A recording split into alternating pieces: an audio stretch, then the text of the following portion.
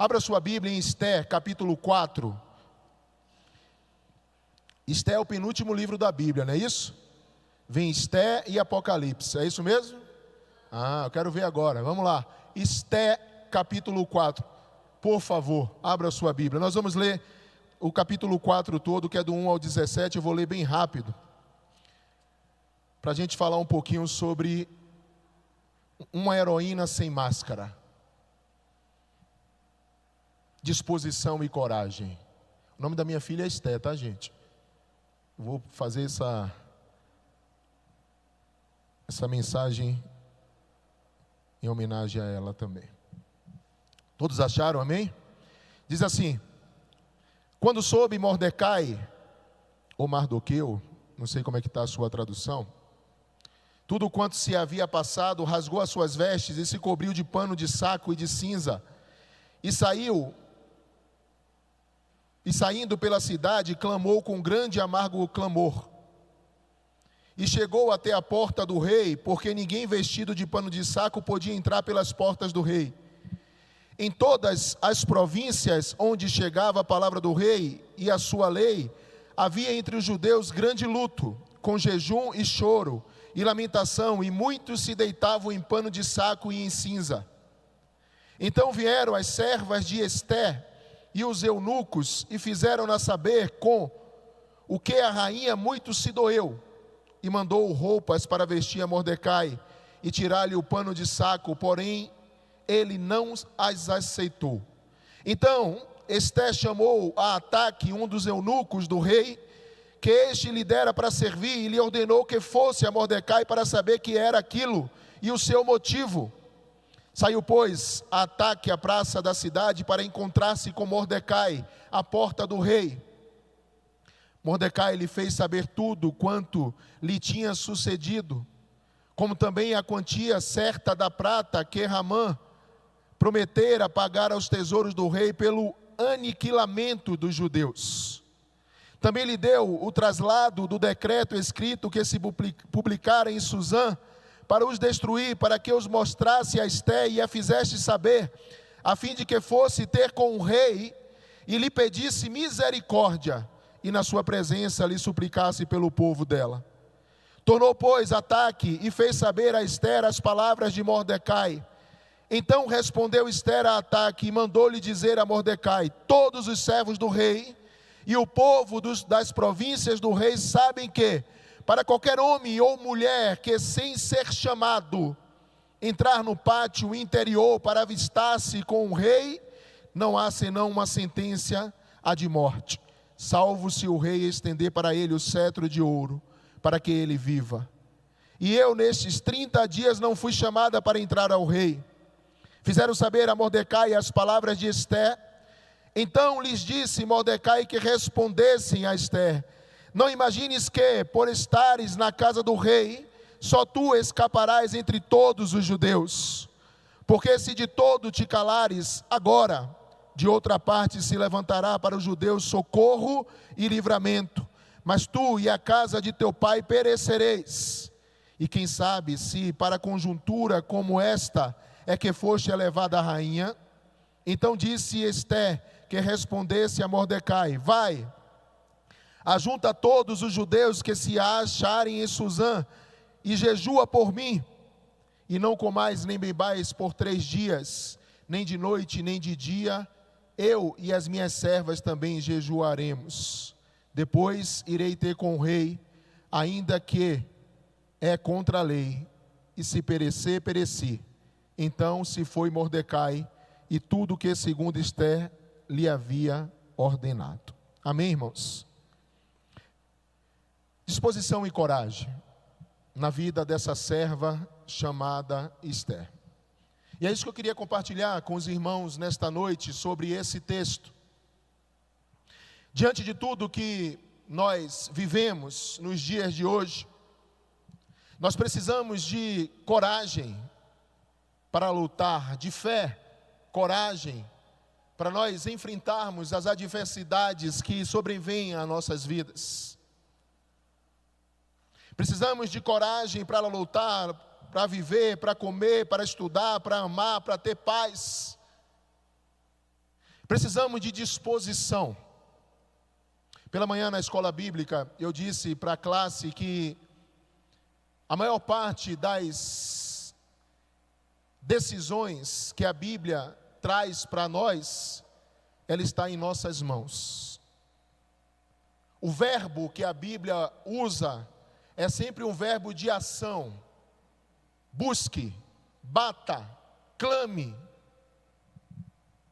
Ou seja, para nós termos disposição e coragem, nós precisamos decidir, primeiramente no nosso interior. Porque quando nós olhamos, meus irmãos, tudo o que nos cerca, com o olhar material, não com o olhar de fé, porque com o olhar de fé as coisas nós sabemos que tudo isso faz parte dessa nossa peregrinação, enquanto estivermos aqui nesta terra. No mundo tereis aflições, mas tende bom ânimo. Eu venci o mundo. E nós sabemos que a nossa recompensa, a nossa vitória, ela não está nesse mundo material, mas no mundo espiritual, na nova Jerusalém que nos espera.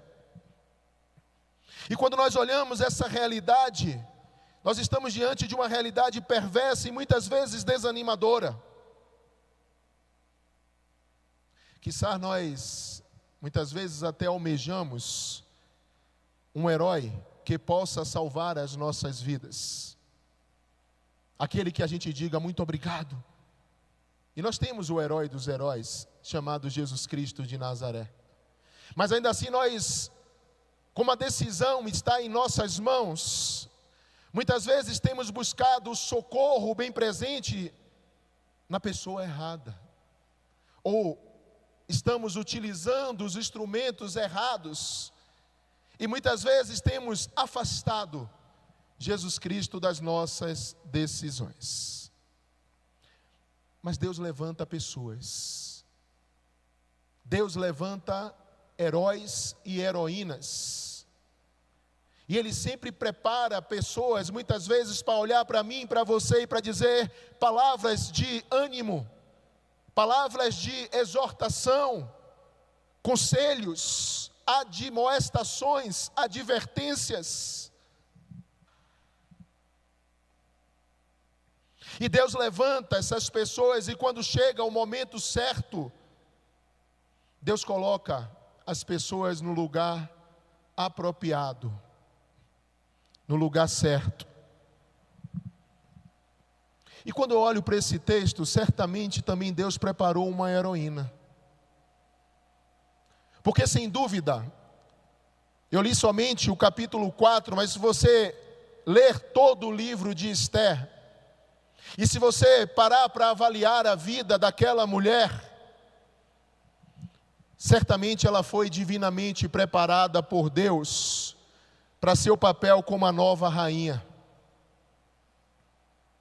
Quando eu olho, meu irmão, minha irmã, para toda a história de Esther, a única coisa que vem na minha mente é a certeza que Deus nunca é surpreendido pelas circunstâncias. E nesse vem falta de servos preparados para fazer algo, para cumprir o seu propósito, para cumprir o seu chamado. Aqui eu já abro o primeiro parênteses e chamo a atenção do irmão. Olha, Deus te chama para algo. E se você não tiver conectado com Ele, se você não tiver ligado com Ele, Ele vai usar outra pessoa, mas Ele não vai deixar de cumprir o seu propósito. Assim foi como na vida de Marcos, João Marcos, quando ele foi chamado e ele deixou, voltou para casa e Deus levantou Timóteo para substituí-lo. Mas muitas vezes também Deus, Ele não levanta outra pessoa, mas nos faz passar pelo deserto, para que a gente aprenda e a gente cumpra aquilo que Ele determinou, porque nós estamos fugindo. Lembra de alguém assim? Jonas, fugindo da vontade de Deus. Deus apertou, até que ele cumpriu aquilo que Deus queria mesmo, resmungando, vamos chamar assim.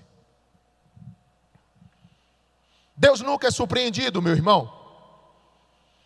José estava pronto no Egito, Ezequiel e Daniel estavam prontos na Babilônia, Neemias estava pronto em Suzã, E Deus preparou Ester para ministrar aos judeus no Império Persa.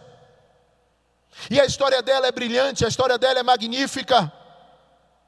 O livro de Ester, depois você lê esse livro, ele retrata com detalhes as lutas violentas dos judeus dispersos do tempo do rei Xerxes da Pérsia, contra as tramas nefastas de um primeiro-ministro chamado Amã. E aqui tem uma curiosidade nesse livro. Embora o nome de Deus não seja mencionado, se você ler, você não vai ver o nome de Deus mencionado nenhuma vez sequer no livro de Ester. Mas não precisa, porque você vai ver a mão de Deus se manifestar constantemente em todas as circunstâncias da narrativa do livro de Ester. Mesmo o nome de Deus não sendo citado, você vai ver a mão de Deus poderosa agindo em todos os momentos, em cada detalhe, na vida de Ester e daquele povo. Esse livro nos ensina, irmãos, a nós sermos os nossos próprios heróis. Heróis dispostos a passar pelas mais diversas situações em busca de um objetivo: vencer. E para isso precisamos ter disposição e coragem. E é o que eu falei pela manhã na escola bíblica.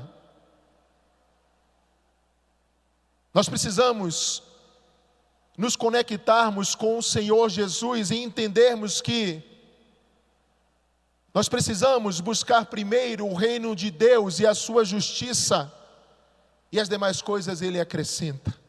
Mas há uma atitude nossa em buscar o reino de Deus. E aí eu queria compartilhar algumas verdades desse texto para nós meditarmos nesta noite.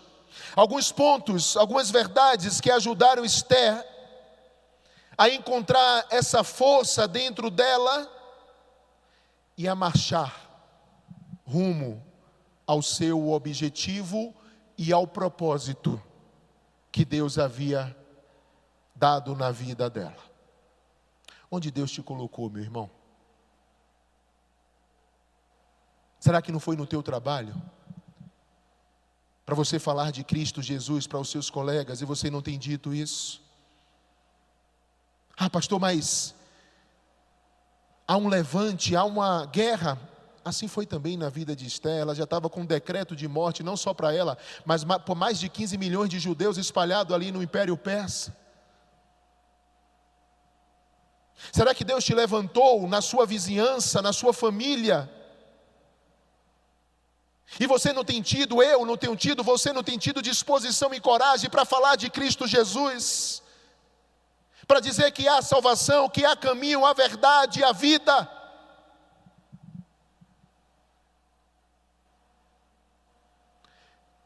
Muitas vezes não fazemos isso por falta de conhecimento, e é o primeiro tópico que Ester conhecia bem e entendeu. Ela conhecia a vontade do Deus que ela servia. A palavra de Deus diz que nós erramos por não conhecer as Escrituras. Erramos por não conhecer qual era a vontade de Deus. E me admira, irmãos, eu já falei aqui pregando nesse mesmo púlpito, me admira muitos dos cristãos pulando de galho em galho, de igreja em igreja, em busca de revelações. Eu não estou contra a revelação, mas meu irmão, muitas das coisas, ou quase tudo que Deus precisa dizer para mim e para você, está escrito nesta palavra. E nós não estamos lendo ela. Nós queremos conhecer o nosso Deus, mas não queremos ler a Bíblia, não oramos, não falamos com Ele, não separamos um momento para poder conversarmos com o nosso Senhor. Ester conhecia a vontade de Deus. A Bíblia nos mostra a vontade e a direção do Deus que nós servimos. A Bíblia, ela não dá orientações particulares, tipo, sim, case-se com este homem, com essa mulher. Não, não é isso. ela nos dá um conhecimento geral da vontade de Deus. E quando nós andamos na presença de Deus, nós recebemos o Espírito Santo, o Paráclitos, e Ele vai nos orientando, e a gente vai tendo discernimento naquelas decisões que eu falei anteriormente, e a gente vai caminhando conforme a vontade do nosso Deus. Aliás, o apóstolo Paulo diz que essa vontade é boa, perfeita e agradável.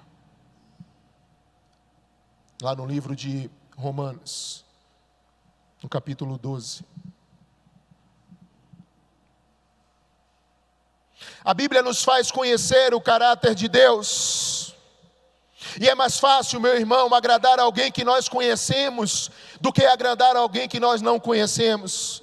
E é por isso que existem várias heresias que estão sendo ditas aí fora e tem arrastado multidões de pessoas, e as pessoas têm ficado doentes espiritualmente, e as pessoas têm acusado a Deus, acusado a igreja, acusado os pastores por causa dessas heresias bíblicas, por falta de conhecer o caráter de Deus.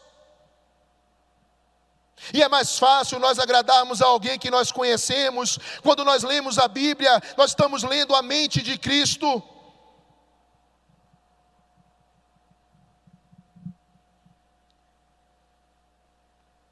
Mas não use a Bíblia como um amuleto, eu já disse isso aqui. Eu sou contra totalmente você abrir, Senhor, fala comigo. Irmão, a própria palavra de Deus diz: examinai as Escrituras.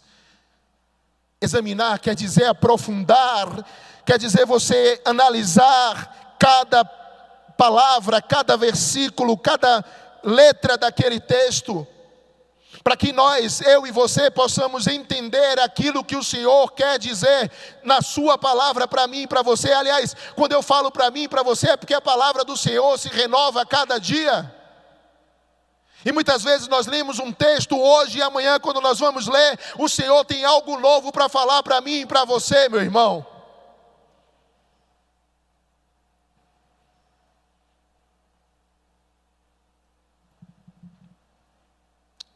Como eu disse, havia talvez uns 15 milhões de judeus espalhados pelo Império Persa.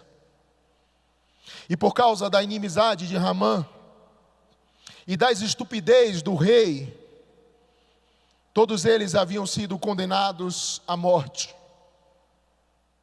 Para que eles pudessem escapar daquele decreto,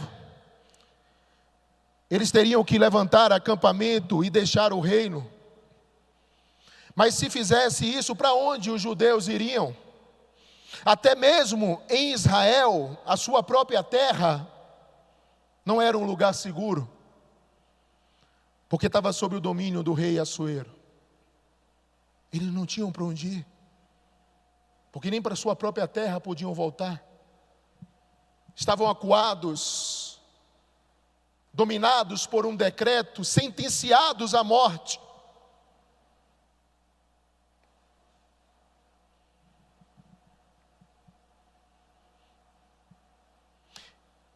E o texto nos mostra que Esté tinha conhecimento de como agradar a Deus. Perceba que no primeiro momento ela recuou um pouco. No primeiro momento, Esté, ela disse para Mordecai, ou para Mardoqueu, não sei como é que está na sua tradução. Ela disse: olha, não tem como eu aparecer no trono, na sala do rei, porque aquele que aparece, se o rei não levantar o cetro, ele morre. E já tem 30 dias que eu estou no castelo e eu não fui chamada à presença do rei. Ei, olha aqui para mim. É natural que quando vier a adversidade, quando vierem os problemas, quando vierem as dificuldades, a gente humanamente pense que não somos capazes de enfrentá-los. E não somos mesmo. Não com as nossas forças, não com os nossos instrumentos, não com a nossa própria força, Então Esther, no primeiro momento, ela recuou, Mordecai insistiu, e o que foi que ela fez? Usou de algo para tocar no coração de Deus. Levanta um jejum, clama a todos que jejuem. E eu tenho certeza que a Bíblia não relata, irmão, mas eu tenho certeza e convicção que naquele momento uma atmosfera espiritual, irmã Mary, tomou aquele lugar. E eu tenho certeza que o coração de Esther, porque imagine, irmãos, se ela fosse à presença do rei, ela poderia ser decretada morta. Mas imagino que quando Deus fala para mim e para você, vá, é porque Ele garante. E eu imagino que naquele momento, naquela atmosfera de jejum, de oração, de clamor, o Senhor colocou disposição e coragem na vida da Esther, porque ela sabia quem era o Deus que ela servia. E ela foi à presença do rei. Eu falei pela manhã na escola bíblica e vou repetir uma vez. Quem esteve de manhã lembra disso. Eu fiz a seguinte reflexão para os meus irmãos e para mim também que estava ali. Se Jesus chegasse aqui agora, Ele está aqui, mas se Ele se materializasse aqui agora e perguntasse para mim e para você, me faça uma pergunta, e você perguntasse para Jesus: Jesus, qual a classificação de servo que eu sou? Qual o tipo de servo que eu sou? Qual seria a resposta de Jesus para a sua vida, meu irmão? Qual seria a resposta de Jesus para a tua vida? Você conhece verdadeiramente a Cristo e Ele te conhece verdadeiramente? Segunda coisa, na vida da Esther.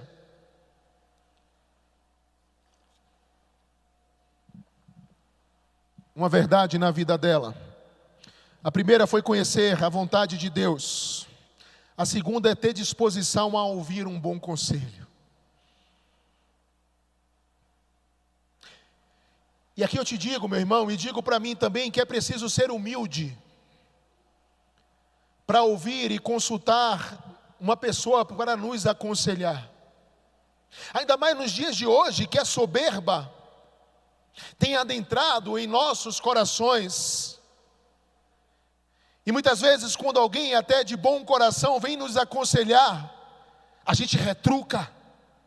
Quem é você? Está querendo ser melhor do que eu? Você é mais santo do que eu? Você é mais cristão do que eu? Você é mais crente do que eu?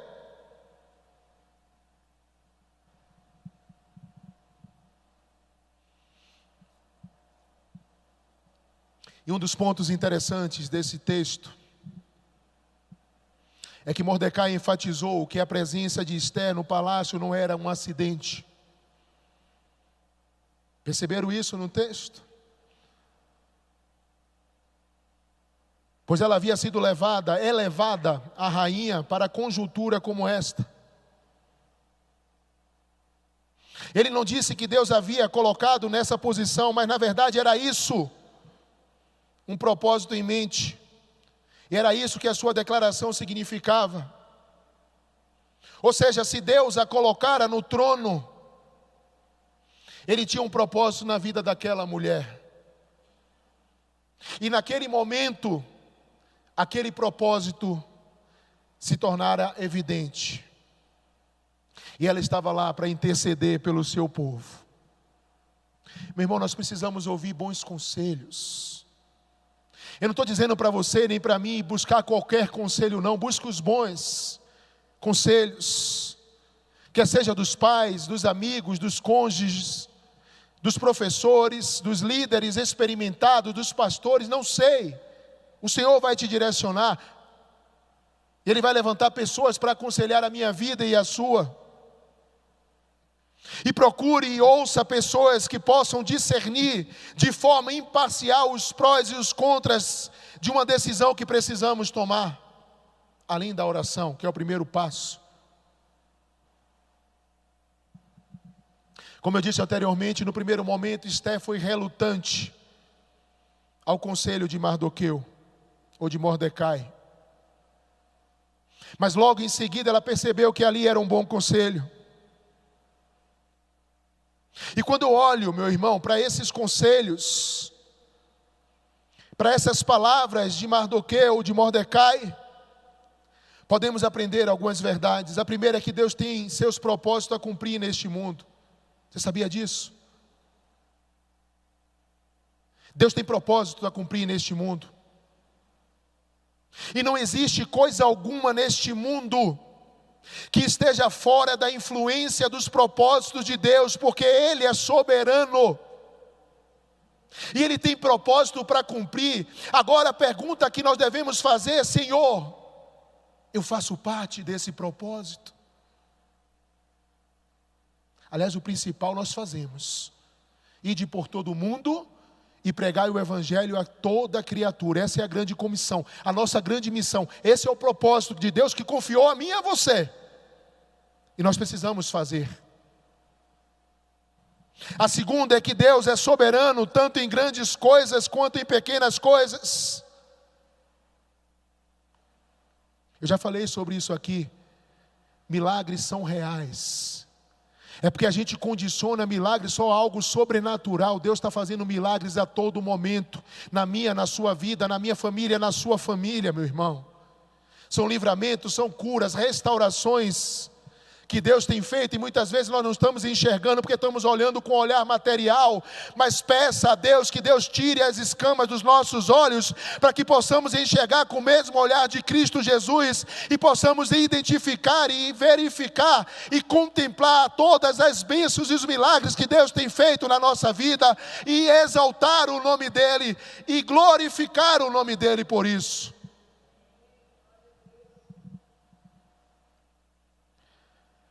A terceira verdade que Mordecai enfatizou foi que Deus cumpriria os seus propósitos, mesmo que seu servo se recusasse a obedecer à sua vontade. Já falei sobre isso. Quer queira a gente fazendo parte ou não, o Senhor vai cumprir o seu propósito. Se eu não for, Ele chama outro. Agora, meu irmão, quer um conselho? É tão bom, é tão maravilhoso ser um instrumento de Deus para cumprir o propósito dEle nesta terra.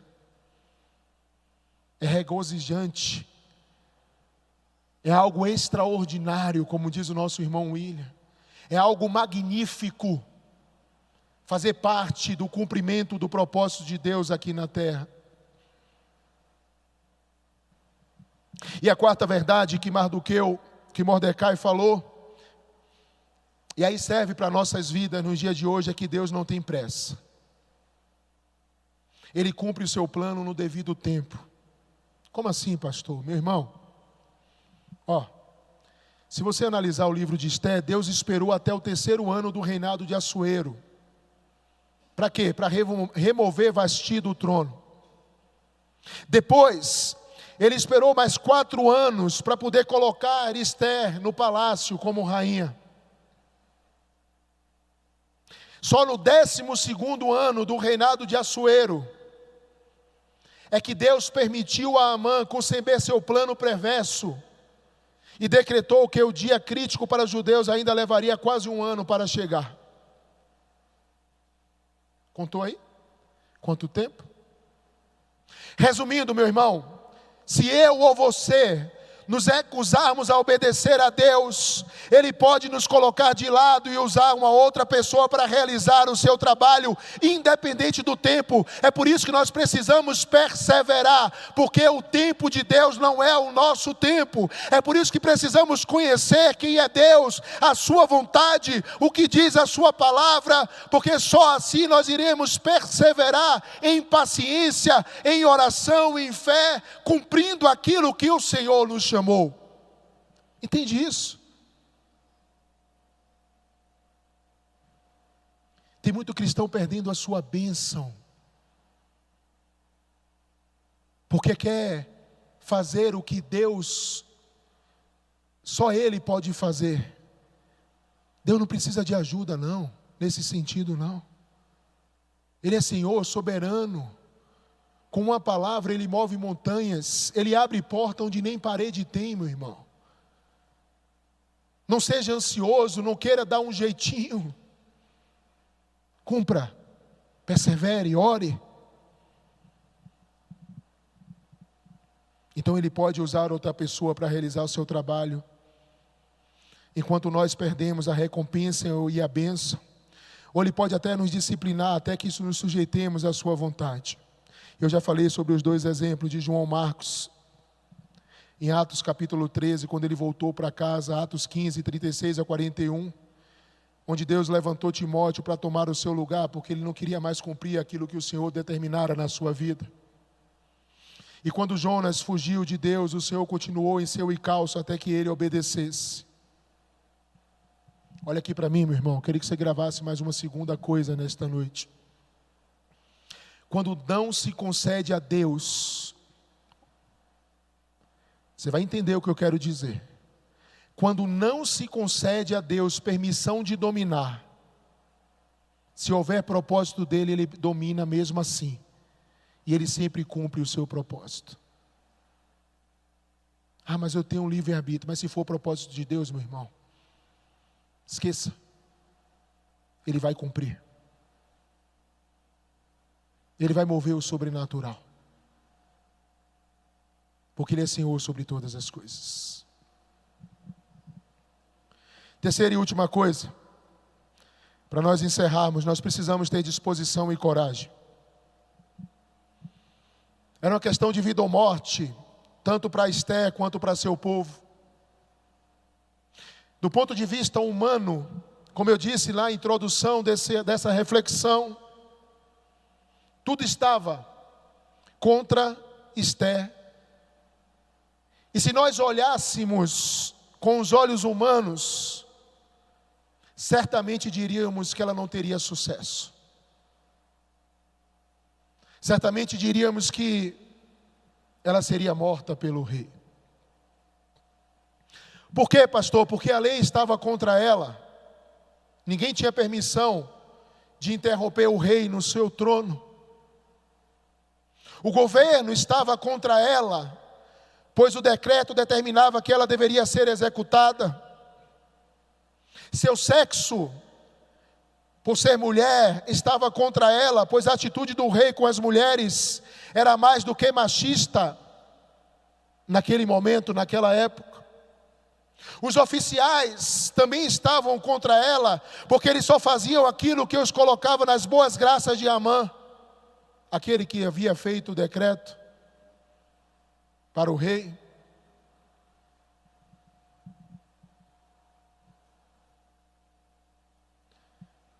Mas o que foi que ela fez diante de todas essas adversidades? Ela jejuou. E aqui, irmãos, eu quero, como pastor, abrir um parêntese para te dizer uma coisa. Jejum, por si só, não é garantia de que Deus irá abençoar as nossas vidas.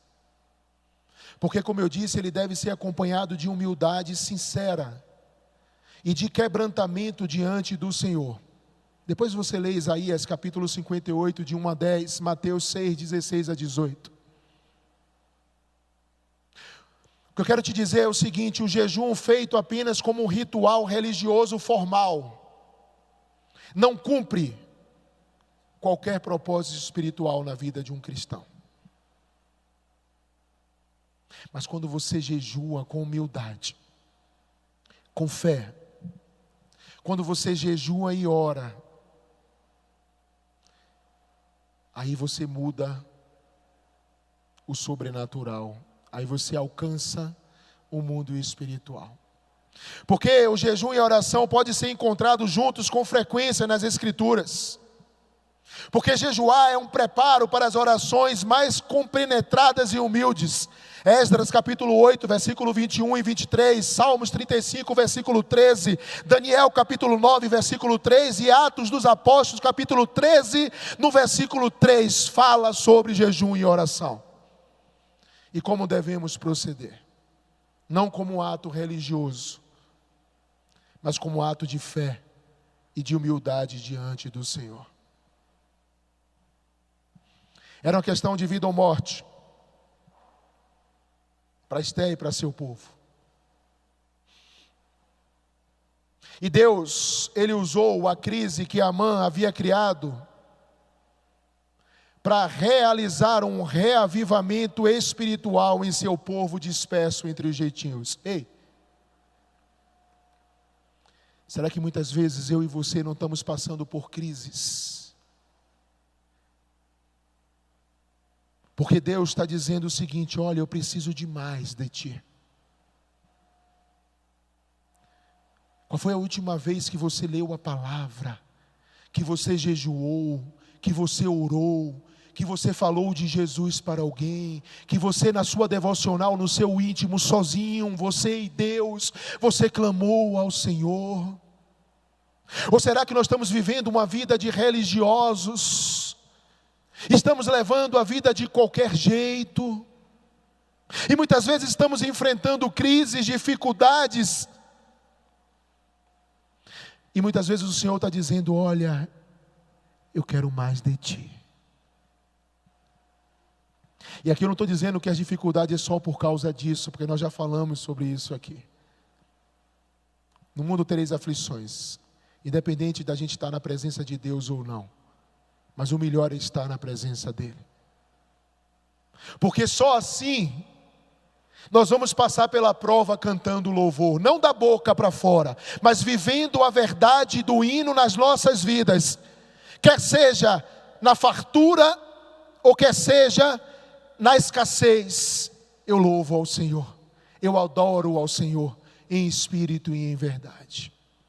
Quer seja na bonança ou quer seja na dificuldade, quer seja na paz, ou quer seja nas dificuldades, eu louvo e adoro ao Senhor. E foi isso que Deus fez, meu irmão. Eu não sei qual vai ser a forma, eu não sei qual vai ser a maneira que Deus vai fazer para reavivar o seu povo, para reavivar a minha vida e a sua vida, se nós estivermos frios. Eu não sei de que forma Ele vai fazer, mas aqui Ele usou todo um decreto. E Ele usou a vida de uma mulher e de um homem, para que aconselhasse aquela mulher, e para que ela, mesmo na sua humanidade com medo, ela reconhecia quem era Deus, e ela clamou um jejum coletivo para aquele povo, e reavivou a vida daquele povo. Depois você continua a ler a história e você vai confirmar o que eu estou te dizendo.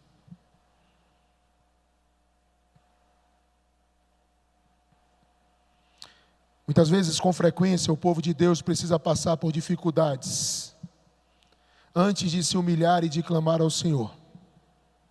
Porque só assim nós vamos entender, irmãos, o que o apóstolo Paulo, escrevendo à igreja de Roma, no capítulo 8, no versículo 31, quando ele diz uma resposta de fé: mas se Deus é por nós, quem será contra nós? O decreto de um rei? Um colega do trabalho que nos persegue? O diabo? Meu Deus, ninguém. Se Deus é por nós, ninguém será contra nós. Agora, persevere. Não desanime. Lembra quanto tempo aconteceu tudo isso? Se você somar, dá 18 anos, no mínimo, para ser cumprido tudo o que Deus queria através da vida de Esther.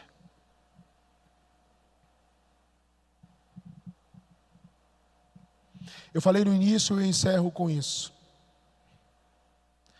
Diante das dificuldades, nós estamos buscando heróis. Eu quero te apresentar um.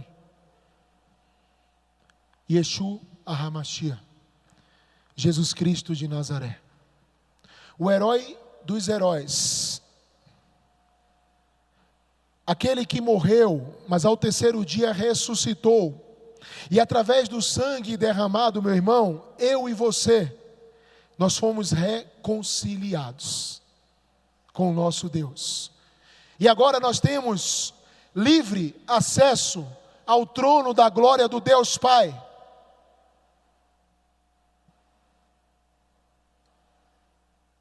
E precisamos utilizar esse recurso da oração.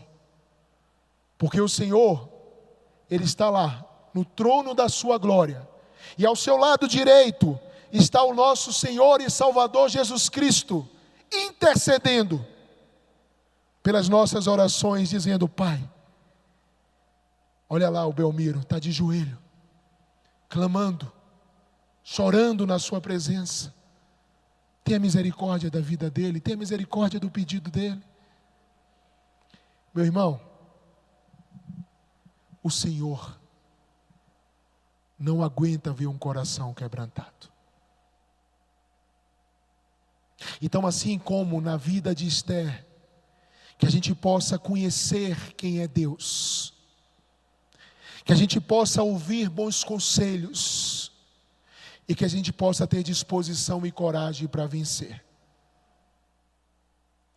Até porque a palavra de Deus diz que em Cristo Jesus nós somos mais do que vencedores. Feche os seus olhos, eu quero orar por mim e por você nesta noite. Eu não sei qual o problema e a dificuldade que você está passando, não sei mesmo. Não vou dizer que eu sei porque eu não sei. Mas eu sei que o Senhor está aqui, falando ao meu coração e ao teu coração.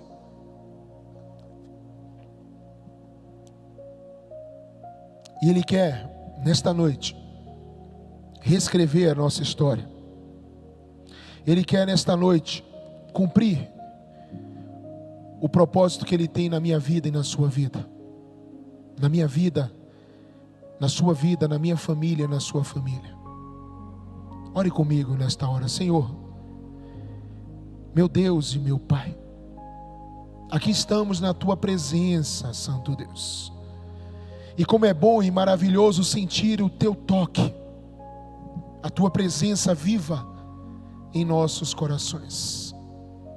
Muito obrigado, meu Deus, porque